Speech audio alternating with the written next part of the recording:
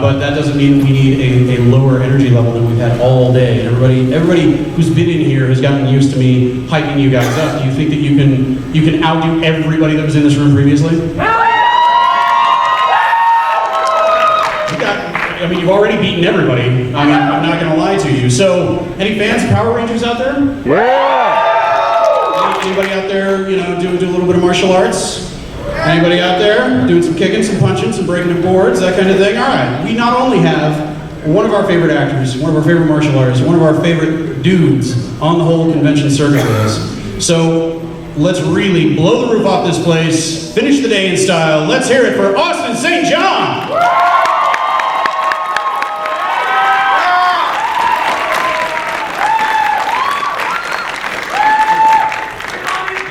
He's going to do a presentation.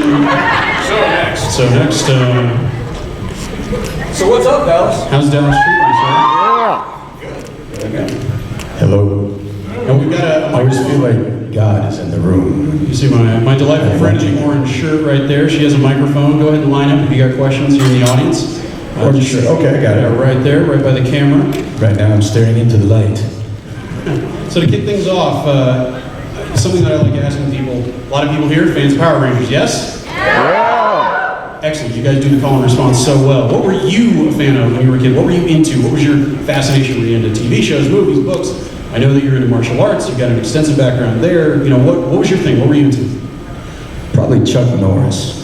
Like, he was just the man. Like, to this day, what did he do? Expendables 526? And he had 3 lines in the entire movie, and all he had to do was just walk down the street. You've got every tough guy in film history in that movie, and he is the guy walking by himself down the street in the last Expendables, and he's just, it doesn't matter what he does, he just looks cool. Like, he was the man. I mean, Bruce Lee was awesome, but Chuck was the man. They buried him in his Blazer with turbos, buried him in the desert, and he drove out of it. Who does that? Except Chuck Norris. You know he has another fist that hides behind his beard? It's a 5th fist. In case you get his hands tied up. You know what I mean? Like, that's the man. Chuck was my guy. Then I had like G.I. Joe, Thundercats, Voltron, Batman, Superman, Spider-Man. Wonder Woman was hot. She-Ra was probably my first crush. Like so many of us. Ooh, She-Ra. Sorry, got distracted for a moment. So you were a fan of Voltron, huh? And then you were in something with a bunch of giant robots getting together. Who knew? Yeah, I didn't know I'd be driving one of those things. It's a form-blazing sword, as it were. Yeah, I was shooting my own missiles. We had a power sword. You don't get that at your normal driver's license test at the DMV. They don't set you up for that one.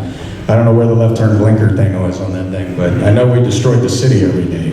We're supposed to save this city, and we're walking through it in these skyscraper-tall, monstrous, mechanized beasts.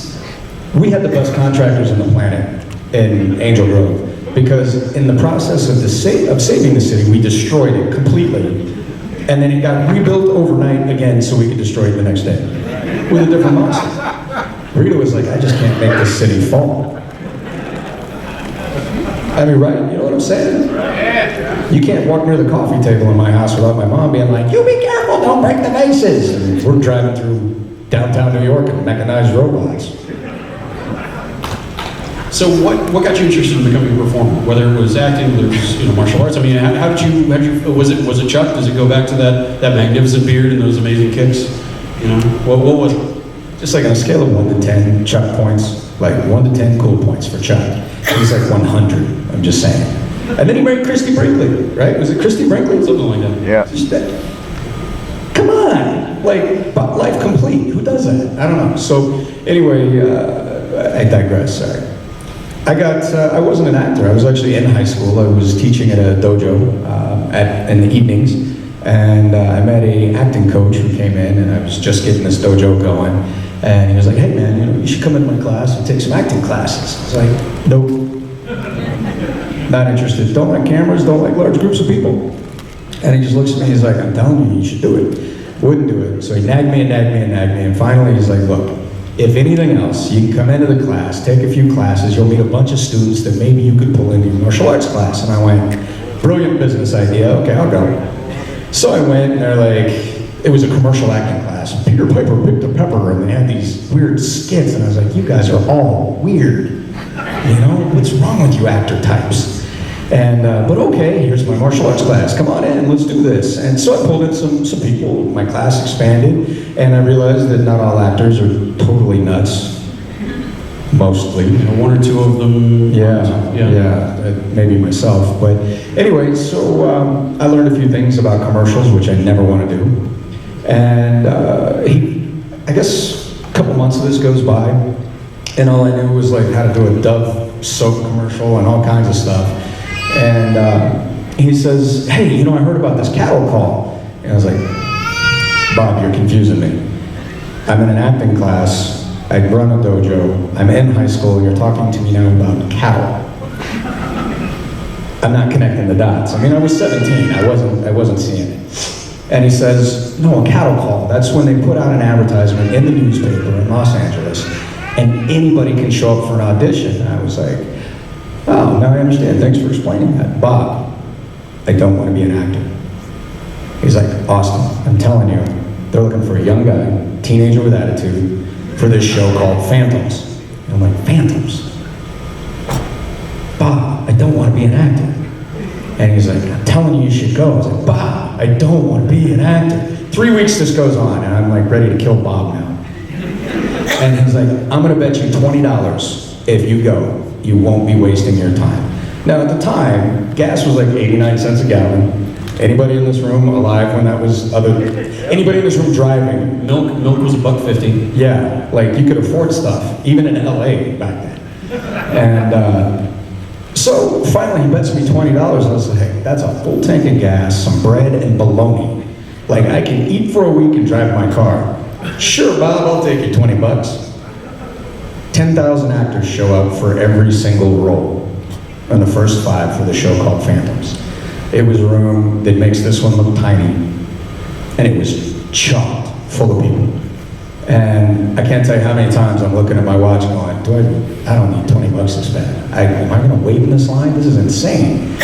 And I waited, came in, and they lined us all up in the first run, and it wasn't even like I was expecting all this stuff. You know, you get a skit or a script, or I had heard all this stuff, and they're gonna have you read, and there'll be a camera and people, and it was nothing like that. First audition, we came in, they lined us all up, and they're like, how many of you know martial arts? Those of you with your hands up, you can stay. Those of you that don't, there's the door. That was the first cut, because there was that many of us. I was like, wow, that was easy? I got this thing down, I could be an actor. And so I get a call back, I come back the next day, and they're like, great, you raised your hand, show us. And I'd been through quite a few martial arts at the time, since I was 5 to 17, because I traveled a lot, Marine Corps brat, learned a lot about the arts. And so I was curious. They said, show me. I was like, well, what do you want to see? You want, you know, hand katas, you want kicks, taekwondo, judo, palbando, shikido, what are you after? And they had no idea. They're like, just show us your karate. I was like, I never studied karate. And they're like, you said you knew martial arts. I'm like, I know martial arts. They're like, well, show us your karate. I'm like, I never studied karate. Like, they're having the fundamental disconnect at this point. Yeah, I was like, do you guys know Bob? Because you and Bob would really get along. And so they're like, would you just show us what you know? I was like, how long do we have? So they were getting annoyed with me at this point, but I was trying to be specific. I didn't know. So they're like, just show us the fanciest moves you got. And I was like, okay, now we're talking. So I threw out this kata and did this whole thing, and you know, the ceilings were really low. I'm pretty sure I almost hit my head a few times. And then I finished up, and they were like, just staring at me. And I'm staring at them.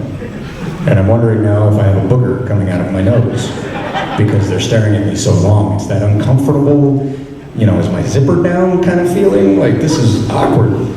And finally, the cute blonde, who I still have a crush on, she's like, thank you very much.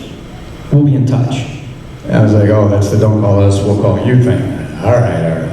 So I stayed there and I watched a couple other guys who said they knew martial arts, and I was like, white belt, just beginning. Okay, maybe black belt, all right, good. And there was some talented, there were some really good guys in there.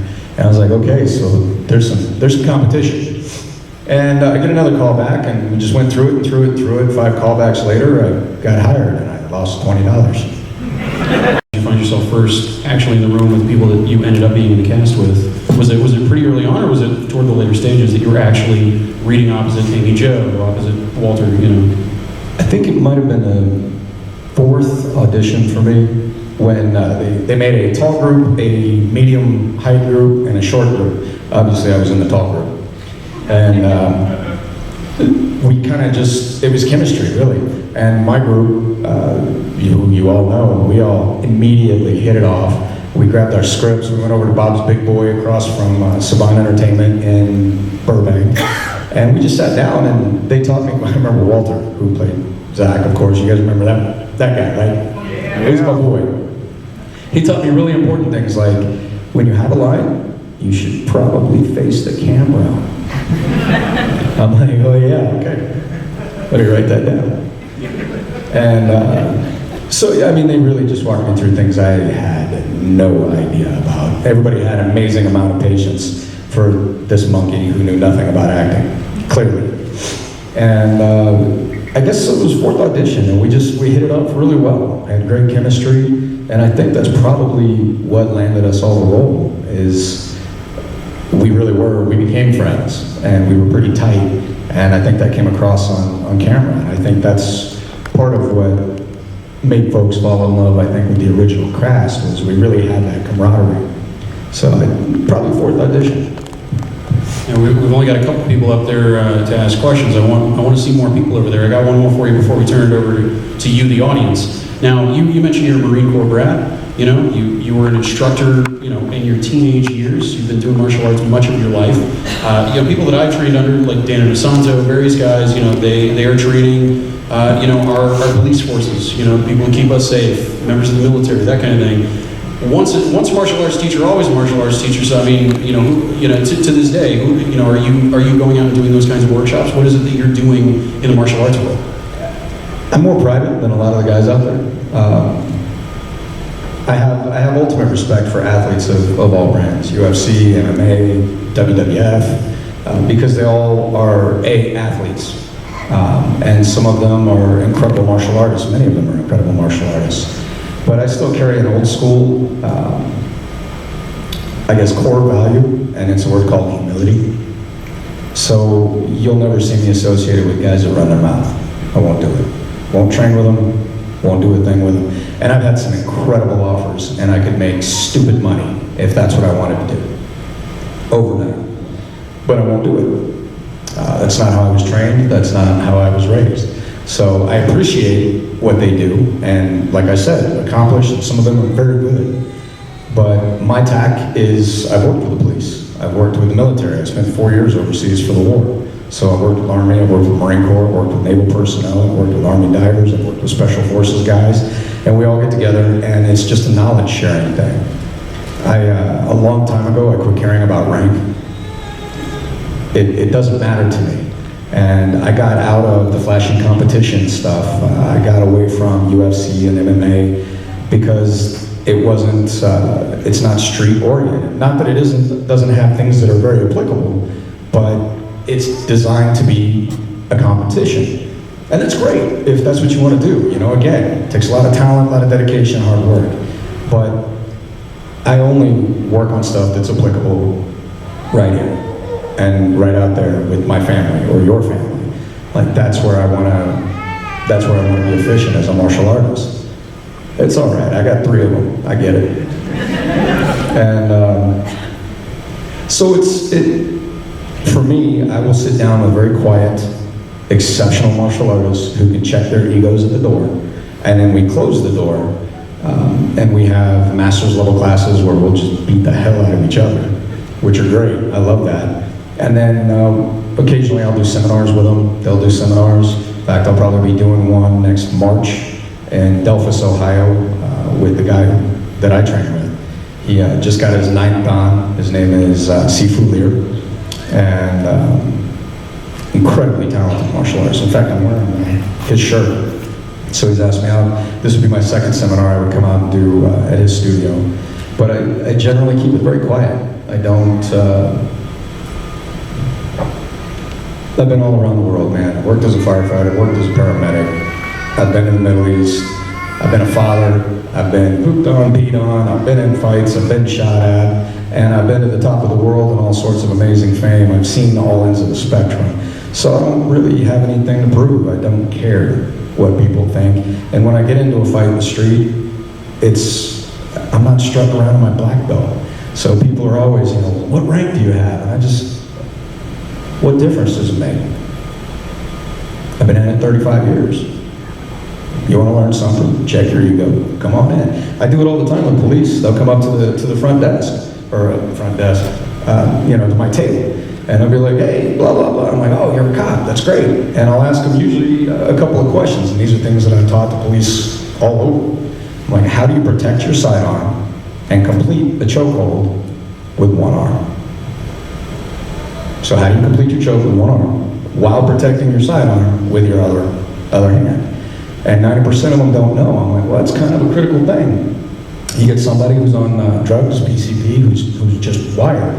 If you don't completely choke them out, you're in trouble. And what do you do if they're not worried about it and they're reaching for your gun for that 30-minute thrill ride because they're so jacked up you can't get to them. Like, you need to know how to hang on and still protect your weapon, at least till backup shows up. And so I'll show them all these alternatives, and I'm like, now do me a favor, take this and go show it to your buddies. I don't care if people know it comes from me. I could care less. I want him to go home to his wife and babies at night. That's my victory, you know what I mean? So I kind of have a different take on all this stuff.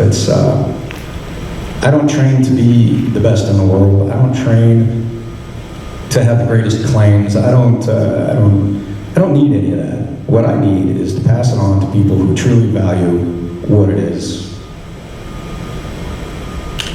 Leadership. Active duty or retired military, EMTs, police, anybody who works full of people. Exactly what I wanted. Thank you so much. Thank you for being patient. What do you got for us? Actually, I have a couple of questions. The first was, what was it like coming back? What was it like coming back for the Forever Red episode on Wild Force? And do you still talk to any of the original cast? Yeah, I mean, I see the original cast. In fact, we were all out at the premiere for the new movie. So, and I know somebody's going to ask me, I thought it was cool, there were things I would have done different, and Rita was hot. There are my thoughts on the new movie. As far as coming back from Forever Red, I've been gone for a long time. I was in the DC area, and I had just begun as a paramedic at a local firehouse. Actually, at the time, I don't even think I was a paramedic yet. I might have still been a basic. And I think it was a phone call or email, and they were like, hey, what would you think about coming out and doing a Forever Red reunion show with the other Red Rangers? And I was like, because I knew Jason Frank had been a Red Ranger. I knew Steve Cardenas had taken my spot when I left. And I was like, okay, well, how many have there been? I'm thinking 3, maybe 4, right? Like, well, there's been 11.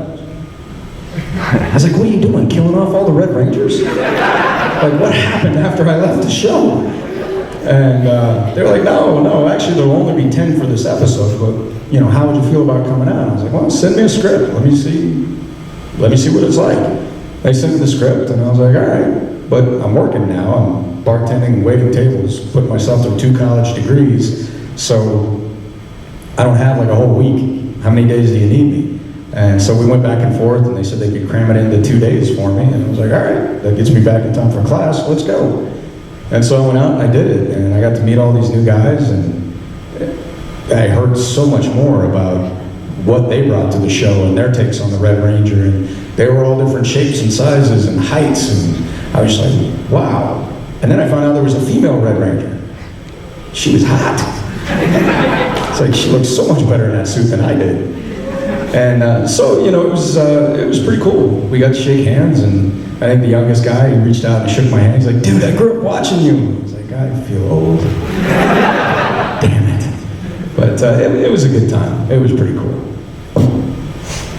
Hey, good evening. I remember it pretty well. I was probably 9, and it's hard for kids to understand, but like 10 episodes in, the whole thing exploded. Like, it was only a couple of episodes before everyone was going nuts.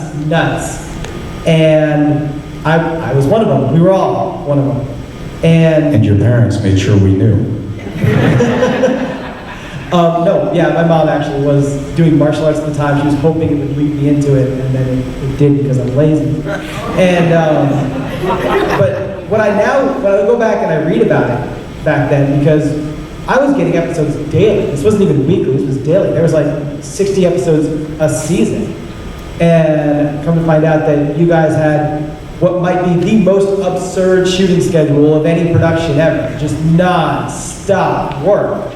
And part of me was like, it just didn't seem possible, the number of hours you guys were shooting, to get that many episodes out as much as you did. And I guess that's the question is, what was that like with this insane shooting schedule? Did you even know, because you didn't have much experience, did you even know that was an insane schedule? And do you have any thoughts to share about that? Because that's what I find most fascinating. Well, I mean, again, I knew nothing. It was a non-union show. There was this thing called Screen Actors Guild I had never even heard of. So I had no idea. The other guys were all actors. They knew what a union was. I was like, I heard about something like that in Jimmy Hoffa once. That was about it. And so we went into this schedule, and as I started getting educated towards the end of season 1, I began to understand the show made $1 billion its first year. I was making $611.22 every 2 weeks after taxes on the #1 tidal wave show in the world. And I began to see a discrepancy at 18, 19. And finally I went to the owners when I realized I'm the easiest going guy in the world. But even at that age, I wouldn't let anybody run over me. I never will. It's not my thing. And there are a lot of people who think they can run over me, but they just don't matter enough in my life for me to care about it. So when it came to this, I realized what was going on. I realized it was wrong. And then I realized they were doing it deliberately to all of us. So I went to the cast and I said, hey man, what's going on is wrong. I'm gonna tell them that we're all gonna leave the show if things don't change. I couldn't help my mom get medicine. I couldn't help her get groceries. I was living in a house with another stuntman, 2 stuntmen, and Walter, who played Zach. We were all sharing a house to save money on the biggest TV show in the world. I mean, come on, right? So I went to the boss man, because I wasn't shy, and said, hey, we're all gonna leave. We're all out of here if you don't change. We don't have to make the show union, but you need to pay us better. And I wasn't asking for millions. I just wanted to be able to buy a house, get groceries, help my mom, you know what I mean? And he's like, you won't believe the show. The first movie was coming up. And I was slated to be the RedRanger and, be the star of the movie, the whole 9 yards. And they're like, you're not gonna leave the show, you're the star of this movie coming up. I'm like, you're not hearing me, dude. I'm gonna go. The whole cast is gonna go. What I didn't know is that 3 of the other members went and cut a side deal, and one guy started getting written stronger and stronger and stronger, so that they had a replacement when I left the show, because he had been cut in as a leader. But that's not something that really gets put out until I say it, for obvious reasons. So, true to my word, I left the show. Walter and Tweed, who had said that they would leave the show, kept their word. They went with me, and we stood up for what we believed was right. And that's kind of how that all came. The shooting schedule was insane. I was up in the dark. I didn't get home till long after the dark. In fact, in '92, '93, early on, you guys remember the LA riots? Yep. From where we shot in Culver City, we could see the fires burning. And they hired 1 security guard. And he would escort the ladies out. I was like, okay. I mean, I know I'm the RedRanger, but I'm gonna take on 3,000 angry people in this mob with tire irons by myself? I mean, that was just how it worked. So there was a lot that never went on, and there's a lot that has never really been put out, because I'm the only one that'll really tell the story. And I've been gone for a while doing other things, so that's kind of how it went. It was crazy, it was a lot of work, but there was some incredible fun to it too. I can't tell you how many times I almost became the Yellow Ranger, because I couldn't reach that damn zipper in the back when I needed to use the restroom. It's like, women in the bra thing, I would give anything to have that dexterity and that suit. Horrible. Original Japanese Rangers, and also, what was your favorite Power Ranger episode to be a part of? The original Rangers from Super Sentai Zaiu Ranger. Yeah, Yuta, the whole crew, They are really cool. I think it was at Power Morphicon 2 or 3 years ago. I don't remember when I got to meet them, and what a great crew. They very definitely put on their whole persona when they're there. Like, they're an awesome crew. Yuta and I over a beer, we got to, here's a funny story. So, Yuta and I hit it off, and we're sharing stories, and we have this translator, and his English was way better than my absolutely sucky Japanese. And so the translator's going back and forth, and we're talking, and afterwards it's like, hey, we should all go get beer, have dinner, or something like that. So we did. And I think this was Friday night, and we're all sitting down, and we have the beer coming, and everybody's starting to loosen up a little bit. And finally I looked over, because I'll say that I'm the first RedRanger, but usually I say outside of Japan.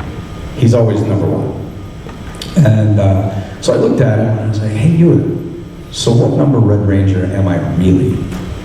And the translator does his thing, and he looks at me, and his whole cast, they kind of start chuckling, and he's like, and I can see him thinking, I'm like, uh-oh. And he's going back and forth, finally looks up at me, and he's grinning, this huge grin, he's like, number 26. I was like, that is a long way from number 1. Let me tell you, nobody remembers number 2 or 3, much less number 26. So, it was just kind of a funny story, and we hit it off ever since. So he's asked me to come out to his farm in Japan. I just haven't made it out yet, but that's something I want to do. They're all an amazing cast. What was the second question? Favorite Power Ranger episode to be a part of? The unaired pilot. Yeah, the unaired pilot. That's where it all started for me, so it's always been my favorite. Although Pudgy Pig was pretty good too. Did you see those stupid hot dog nunchucks they had me using? Do you guys remember that? Yeah. The director handed me those. I was like, you've got to be kidding me. And he's just looking at me. I was like, you're not kidding me, are you? He was like, no. But I got it back. Because you remember the food fight? Oh, yeah. Give an 18-year-old kid a pie and tell him not to hit one specific spot. I'm a teenager with attitude. I was typecast. And you're asking me not to put a pie right there on that spot? You weren't thinking about this, were you? So I had these stupid nunchucks they made me do, and they had plastic tarps wrapped all over everything, and there was this little spot for the director to see what was going on with no plastic. I played a lot of baseball in high school. And it was over there, and I was supposed to be throwing it over here, and I must have slipped. I don't know, I just drilled him. It was great. Couldn't pay for it. I wish I could have got that on camera. He probably still hates me. Ask, why are you... My bad. Excuse you. Thank you. Must have been something you ate. Probably. But what are your thoughts on the new Jason? Well, I gotta tell you, man, coming back in and recreating, I had to recreate Yuta's role. Obviously, his character wasn't Jason, but it paralleled very closely. So for, I think it's Dacria or Dacria, I'm not sure how he says his name, but for him to come in 25 years later and have to recreate his rendition of a character, or the other actors of 5 characters that you guys and 400 million other people held pretty dear. Can you say no pressure? Wow. So first off, I gotta salute them and say it took some courage. I bet they were pretty elated. I met them all at the premiere and they were pretty pumped up. So kudos to the new cast. As far as what did I think of the new Jason, I thought it was a little Abercrombie. Thank God, right? Did you see how bad they dressed me in that show? Red flannel. Even for the 90s, that was horrible. And then I had this really cougar female producer that made me feel like lunch every time she saw me. And I watched her go through my wardrobe and just take out the shirts. She's like, you don't need a shirt, cut the sleeves off, no shirt. I was naked all the time. So he got to be a lot more dressed, which I thought was great. And, but he was definitely pretty boy. You know what I mean? I didn't think of myself as pretty boy. Did you guys think I was pretty boy? Really? I think a lot of people are just, living their feelings about you. You were the badass. Well, that's not how it works in my head, all right? There we go. What was that? You were the badass. All right. I like where his head's at. So, anyway. I do also appreciate all the beautiful women in the audience who are thirsting after you as we speak. Please raise your hand. What are you doing later? Don't tell my wife. Yeah, so it was it was cool. But a favorite part in the movie, where Jason got to totally pimp slap the guy in bully, or the bully in detention, like, hands down, because that would have been too violent in the 90s. And today, parents would probably get sued and the school would be shut down and there'd be a massive investigation, but I still loved it in the movie. Slap him again! Go ahead. Call him Susan. Go right ahead. So I'm assuming everybody's heard that running joke, the racism of Power Rangers. I saw Walter about 6 months back and he kind of debunked that for us. But they say Black Ranger's black, Yellow Ranger's Asian, and then some say that Red Ranger is part Native American. So I was wondering, how much, is that little tidbit true or is it not true? Yeah. On my grandmother's side, we have Cherokee. Okay. I mean, not much, obviously, looking at me, but it's in there. I think I'm like a 16th. So they're not going to let me on the reservation, but it did. Once we all figured it out, we were looking at each other like, Asian, yellow, and we all thought about it, and then we realized that Trainee's character morphed not just into a Yellow Ranger, but into a Man Ranger, and we were like, oh. Like, I didn't even know what to say to her about it when I first saw it. I was like, wait, what is that? Does she know? Oh my, it's up. Did she quit yet? So I didn't know what to say. And so very quickly, the color thing, we were like, nah, it just happened that way. Because the other two casts were completely different. So it wasn't on purpose. I think that's just how it worked out. Go for it. Hi. I've already asked you this at your table, but I was wondering if you can morph. I know you don't have your morpher, but I have mine. Yeah, why don't we do that at the end? Does that work? Okay, thank you. Will you guys do it with me? Yeah. All right. Yeah. Bring on up your morpher, darling. I'll use it here at the end. Yeah, good. Have it ready. There we go. Go right ahead with your question. So there may be a Power Rangers sequel, and even a franchise after this one. So what's your wishes for at least the next movie? Como se pasa? If they do a sequel, how do you feel about that? Maybe being in it, doing a cameo or something? As long as it's more than 3 seconds in the end with a cell phone. Sure. Yeah. Just saying. I mean, some people are like, oh, you gotta have thick skin in this industry. I'm like, no, you gotta have standards. Hi, I'm a huge fan of Power Rangers, and you are my favorite Red Ranger. Well, thank you, brother. And I have 2 questions. What movie, do you have any future movies that involve martial arts? And who's your favorite co-star to work with in Power Rangers? Well, my favorite Ranger ever was Trini. My best friend from the show is Walter, or Zach. And what was the other question? Are you going to star in any future movies? Well, I've got a lot of films that I'm working on in various stages right now. I just finished a romantic comedy called A Walk with Grace. It's I play this super jacked up wrestling coach who is really hard on this 15-year-old wrestler, like kind of a jerk.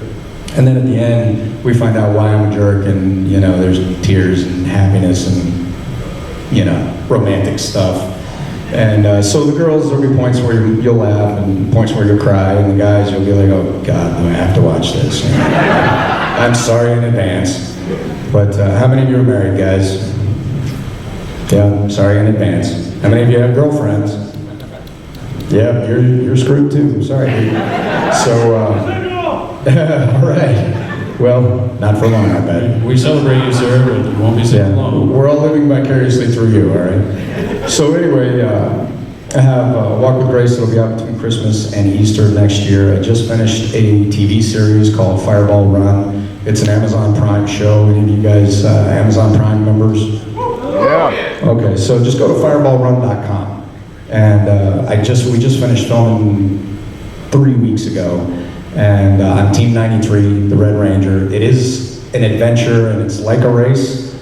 They told me there was no chance of me winning when I got there because I had a camera crew with me everywhere.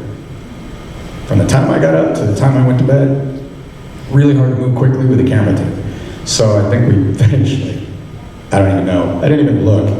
But the point to it was there's these really cool cars, you get to drive across many states in the US and find these really cool archaeological pieces, like the glasses Lincoln wore when he was assassinated, or just really awesome historical pieces that from all different aspects of history across these states. And while we do it, I had a missing child. His name is John Earl, and he went missing in Macon, Texas in 2012. And I was posting his pictures on my social media and his missing flyer. So it was fun to film, but the purpose behind it is to get these missing children out in the mass market, in social media, so that we can find them. And the show to this date has helped to find 49 or 50 missing children. So that's kind of the purpose of the show. Big difference. How many moms and dads? Yeah, imagine if that was yours, right? We don't even want to go down that path. It's pretty horrible. But how much time does it take to be a hero? And how do you do that? Just share it. I'll put it up again here on social media. If you guys are on my stuff, all you gotta do is share it and ask other people to do the same thing. Because whether you guys recognize this missing child or not, the odds are 15 shares from now, somebody else somewhere else in the world might. And that's the one that'll make the phone call. And that's how we find them. So, just FYI. So I did fireballrun.com, A Walk with Grace. I have Survival's End that I'm gonna complete one day before I die. It's a post-apocalyptic thriller and all sorts of cool stuff that I can't tell you a whole lot about, except that most of the world dies off, and it's my job to find people who are trying to survive and keep them alive. And I play a troubled, tortured soul kind of hero type who doesn't want to be a hero but ends up having to be. I've got, there's so many others. I'm executive producing on a video game called Black Salt Corruption right now, which, yeah, it's pretty awesome. Owen Ratliff is producing a film called Black Salt. Black Salt teamed up with Corruption, and they created this video game. They are creating the first black James Bond kung fu super cool guy that's ever been created. So it's awesome. If you've seen any of the stuff that I've posted, stay tuned on social media. The game will be coming out. I know we're talking with Nintendo, we're talking with Microsoft, and all kinds of people. Stay tuned for that. Awesome superheroes, great superpowers. And the game is going to be kind of like the third-person fighter games, like Street Fighter. You guys remember that? Yeah. So it kind of has that retro feel, just because I think that's cool, and so does Owen and the guys who are really doing all the hard work behind the scenes. So that'll be out. Hopefully the movie will be out. That's like a $25 million budget, so it might take me a minute to go get money for that because I don't have it. Do you? No. I'm a retired firefighter medic. I'm not rich. So I've got that going on, and probably a few others. I sit on the board for 3 different charities, all legitimate 501c3s. One I just announced, it was a year and a half in the works. It's called autismpower.org. One of the greatest problems with autism in the world is that nobody knows what it is. It's ignorance. So, you see somebody doing their best to make a living, or just be in a crowd, or go out, or function around other people. And depending on how they are and their mechanisms of coping and surviving and interacting may or may not allow that to be easy or more complicated for them. So it's my purpose to get education out there on that. And we've teamed up with some really cool people. Just check out autismpower.org. I mean, the thing is, my younger brother was autistic. I mentioned this to you earlier.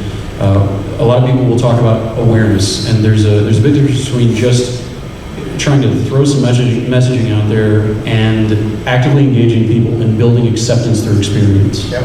you know, so that people actually know what you're doing. I really appreciate you doing the work that you're doing, especially in that thing. Yeah, what we're going to do is, those of you, anybody who have familiarity with autism, either directly or family, loved one, relative, friend, we're going to do something, we're going to use something called the ziggurat model, and we're going to tie it together with technology. And like iPads and other items like this.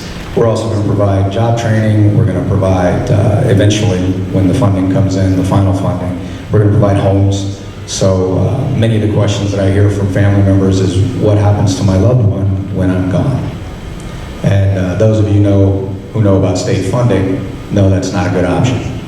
So we're looking to provide homes, training, jobs, a living community, work in various areas. Right now, it's going to start in Columbus, Ohio. So just check out autismpower.org. Anthony Iacampo is the brainchild on that, and you'll find more information there. There's a lot of cool stuff that we haven't even announced yet that's going to be coming. So that's one, and this is just, I could go on and on. I'll shut up now so I can get some more questions. Somebody just behind you. Yeah, we'll do all three. Go for it. You mentioned the reason why you left Power Rangers. Why did you come back and play the Gold Power Ranger? Well, two things. Timing and more money. So, I mean, you know, I definitely didn't get rich, but they got my message, and they knew I wasn't going to come back for peanuts again. So, that was about it. It was kind of cool. And I kind of wanted to see what had happened to the show. And I thought he was cool. It gave me the opportunity to be the 6th Ranger. I was like, yeah, let's see how this works out. I had fun, huh? Feel the power. I felt the power. Did you feel the power? All right. Hi. I got 2 questions. I got some answers. Awesome. Did you enjoy being the Red Ranger or the Gold Ranger better? Which one did you enjoy more? I liked him for different reasons. I mean, the Red Ranger was a walk softly but carry a big stick kind of guy. He was soft-spoken until it was time to get down, and then, you know, once its morphin' time happened, there was the battle. And that's when there was no holds barred. There was no quit, there was no give up, the team came first. And then he was just back to being a high school kid, and he didn't hold himself above anybody, you know, when the uniform came off. He provided leadership when he felt he had to. Other than that, he knew his team was capable, you know what I mean? So, I love the Red Ranger because I was just the beginning of an entire life experience for me. The Gold Ranger I loved for different reasons. He was like the playboy, you know, he had his own theme song, and he got to come in with all the flashy armor doodads, and the Red Ranger didn't need anything flashy. Everybody could be flashy, and he's like, I'm still gonna beat you. And he would, you know. So the Gold Ranger was like flashy gear, theme song, huge pyramid that everybody could park inside, because it was a pyramid. And, hey, you guys, all 5 of you getting your butts kicked?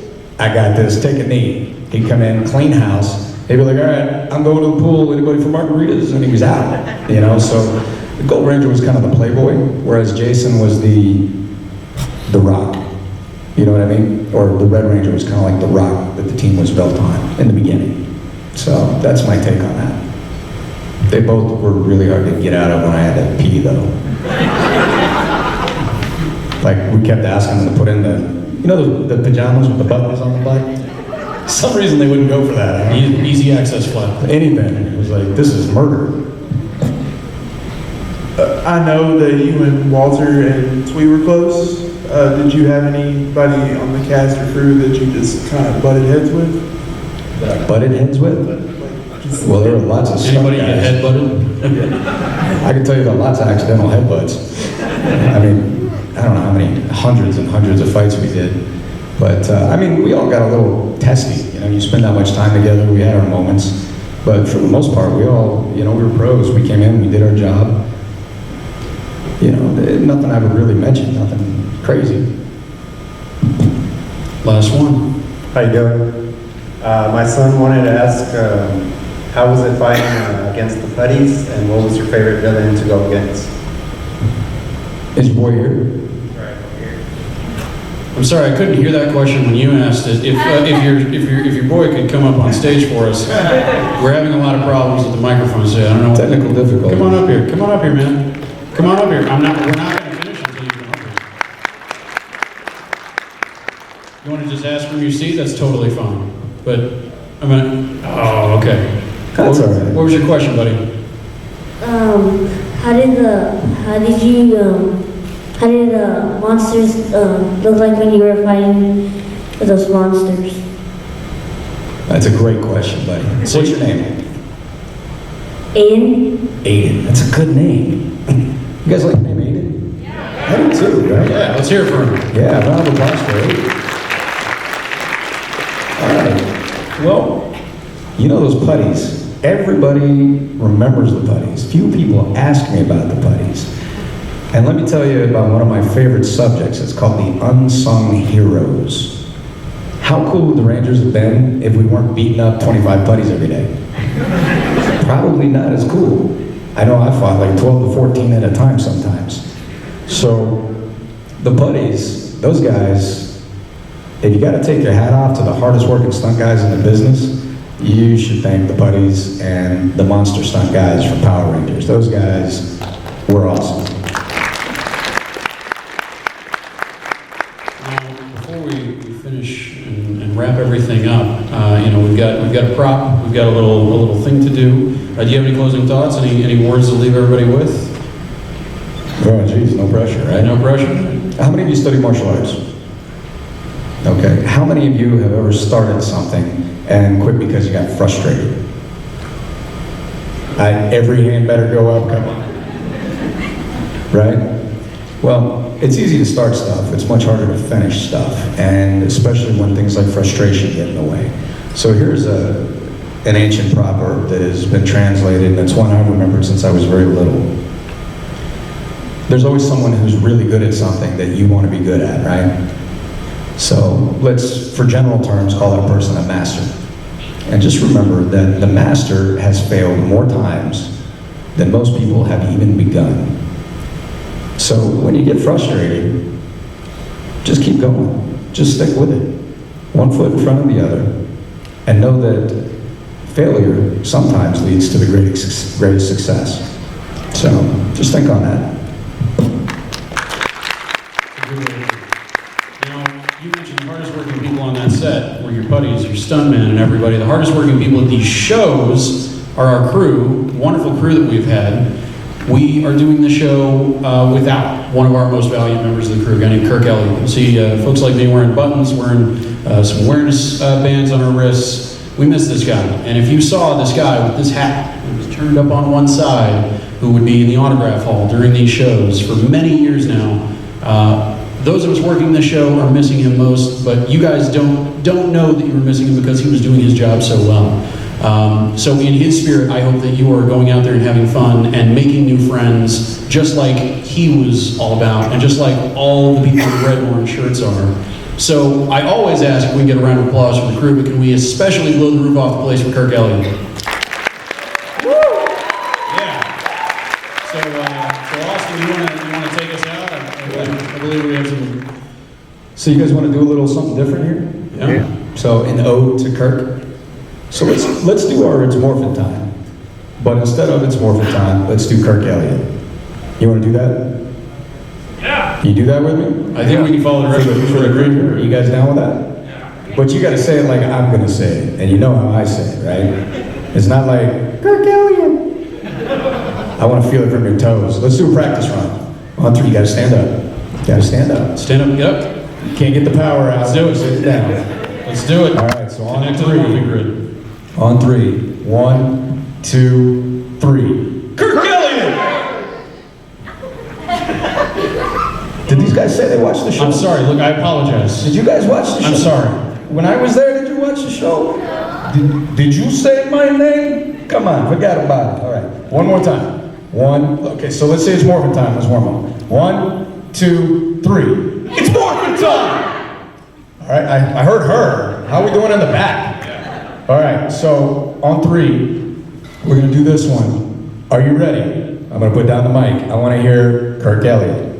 Or do you want to do its morphin time, and then for our Zord, we'll call out Kirk Elliott. You want to do that? Yeah. So, practice run, here we go. 1, 2, 3. It's morphin time! Kirk Elliott! Guys! All right, so that was your practice run. Get with it. Guys, give me the countdown on 3. Ready? 3, 2, 1. It's morphin time! Kirk Elliott! We good? Yeah. Yeah. Let's hear it one more time for the one, the only Mr. Austin St. John. Thank you, sir. We got the costume contest in this room at 6 o'clock. God bless, guys. I'll be at my table if you want to say We'll be that. here the rest of the weekend. Thank you, sir.